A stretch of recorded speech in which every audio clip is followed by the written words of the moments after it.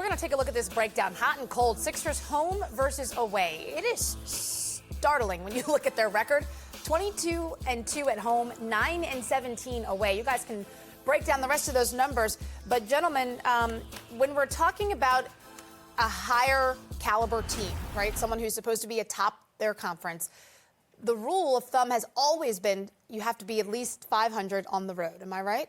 9-17 is not close. When you're 9-17 and you're the 6th seed, that means at some point in the playoffs, you got to win a game on the road. That don't bode well for this team because they have been Jekyll and Hyde. You can't be 22-2 with all this talent and people picking you to go to the Eastern Conference Finals and then be 9-17 and the 6th seed. Right. Okay? It's one thing if you're the number 2 seed or number 1 seed and you have a bad road record because you get 4 games at home every series. True. But in this case, if they finish up at 5th or 6th, they're going to start the playoffs on the road. So at some point, they better figure out how to start winning games on the road against good teams because guess what? As a 6th seed, you are going to play a good team. Sam, let me start off here. They lost in the Eastern Conference Finals, right? Yep. Game 7. Big time shot, big time game. You come back. Second round. Second round. Second round. You add Al Horford, and this team has been together. Toronto loses. Who they lost? Boston Kawhi loses. Leonard. Boston loses. The Miami Heat, take your hat off to them. Indiana Pacers, no Victor Oladipo to the last 2 games ago. And you're the 6th seed. And yes, Joel Embiid been out a few games. But you got Al Horford as the backup. There's no way they should be the 6th seed right now. No, I agree. Now, going forward right now, it's time now to make up some ground. You got to get to home court. We thought you should be at least 1, 2, or 3. I thought 2. 1 or 2. I'm with you. But you got to get to 4 now. Yeah.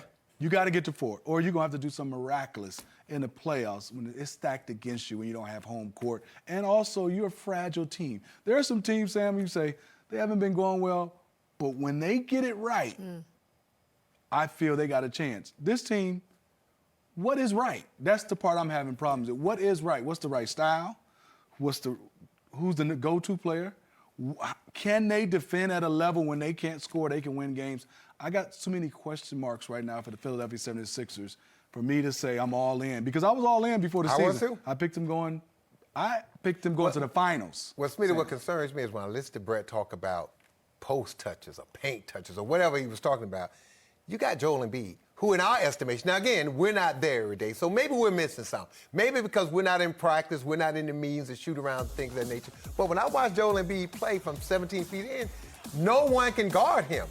I mean, he is a dominant player, and to me, again, no one's saying he shouldn't be allowed to take some threes. But every time he takes a three-point shot, whether he makes it or not, he's bailing out the defense because when he has a foot in that paint, you know this, Smitty, we played against dominant guys like that. You got to send the team at him. You got to trap, you got to rotate, and what it does, it opens up things for guys like Tobias Harris and Ben Simmons and all those other guys and Richardson. But if you're going to sit there and play 5 out, and dive and cut to the basket and not use Joel Embiid that way, then you better make a lot of jump shots. Because that's what you're saying right now. And this Philadelphia team in the 6th seed, they haven't played consistent enough. And to Smitty's point, what's their style? We don't know. Well, that's the question because Joel Embiid is supposed to be the go-to person, right? Smitty, you had that question. Who is the go-to person? His last game, he was 1 for 11 from the field. And he's had games where he has not scored double digits this season. How can that work? Well, and the reason why I say that, he's the best player. And I love Ben Simmons. But Ben Simmons is playing better than Joel Embiid. Right. But talent-wise, he's an unstoppable force when he's right.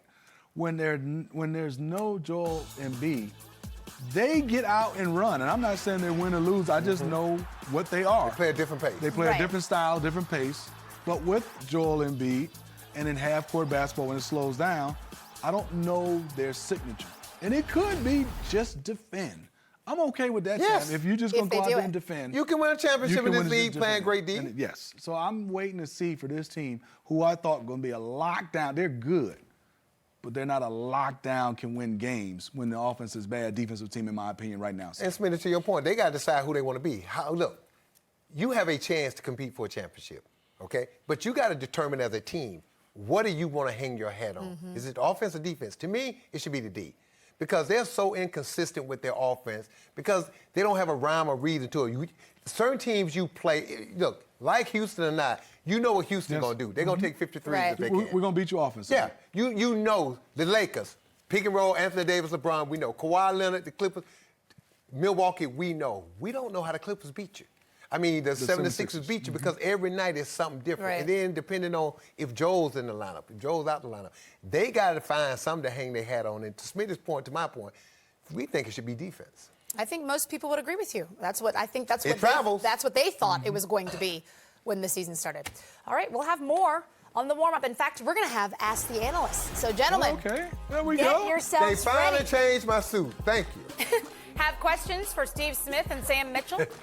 Well, they've got answers. Man, my mom was asking, son, do you have a change of clothes? Oh, my goodness. Find us on Twitter. Only the underwear, NBA mama. TV. Only the underwear clean. Goran Dragic. He used to be an All-Star. He was not named one this year, but the Miami Heat have two other All-Stars, Jimmy Butler and Bam Adebayo.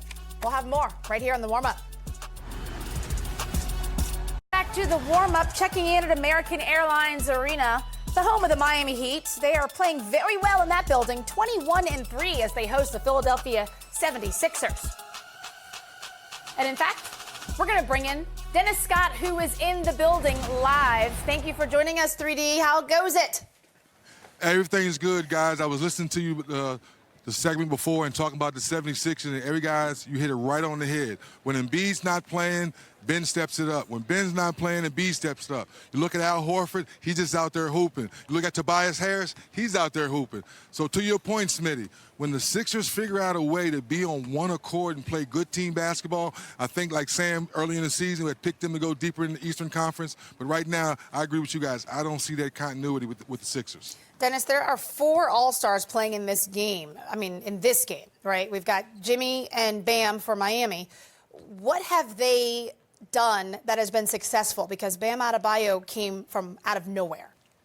Well, I talked to Bam before the game just a few minutes ago. Bam understands that when you come to the Miami Heat, there's a certain culture you have to do every day, and Bam has bought into that. How do we know it? Well, the numbers in his play proves it. So Bam has put in the work and understands that he's with someone that understands what he brings to the table, and now he's an all-star. You look at Jimmy Butler, how he left Chicago, what he did in Minnesota, and the short stint he had in Philly. Well, Jimmy Butler now has proven us he's a big-time leader because now he's going out there and just hooping, and the numbers speak for themselves. And look where the Miami Heat are as well. And also, guys, look at their rookies. They have 3 rookies playing lights-out basketball, shooting the ball well, and Hero and Duncan Robinson, and you're talking about Kendrick Nunn. All 3 of those rookies are really playing well. So you got to give their coaching staff a lot of credit developing those young guys so fast in this season. 3D shooters, and I want to go right back to those rookies. And love Kendrick Nunn, the way he's played the point, but specifically Tyler Hero and Duncan Robinson. Talk about the green light they have as youngsters, and they don't really have a dominant post player, but they're getting shots, and they're taking shots and some contested shots, and they have that green light. It's so funny you say that, Smitty. I was talking to Coach Spo briefly. He just started smiling that these young guys have the confidence. So once you see the confidence, you know Coach Spo is going to put them in situations where they can shoot the basketball and play and flow. And that they're unselfish, too. So the other night, I think it was Hero had the 7 threes, the Miami Heat franchise record, where the ball was flowing, the ball was hopping, and after he knocked down 3 or 4 shots, his teammates kept feeding him. So that's let you know this team's playing unselfish basketball. 3D, when you talk about Bam Adebayo, the fact that he's playing that undersized position, the center position out there, and he's putting in work, why is it that he, unlike a lot of power forwards, don't want to make that transition and play center? Why is he so comfortable playing that position? And what makes him realize that he has a huge advantage with his ball handling skills playing that 5 spot? Well, Sam, you hit it around the head. He knows who he is. So I said, Bam, are you going to shoot more threes? He looked at me and goes, no. I might shoot a corner 3 here or there. He understands his quickness, his athleticism, running the floor, picking and rolling to the basket, his shot blocking ability, all the things that we've seen this year. This young man has put the work in over the summer. That's why he's playing so well, and that's why he's an all-star. Hey, Dennis, Josh Richardson missed the last 4 games with his hamstring for Philly. Obviously, he played for the Miami Heat last season. Do we know anything further on his status? Will he play tonight? He's still day-to-day. He worked out after shoot-around today, run up and down the floor, but he's still not quite there yet. But once he gets back, of course, they're missing some of his defensive prowess and knocking down open threes as well. All right. Dennis Scott, we thank you. We appreciate you. Have a good one tonight.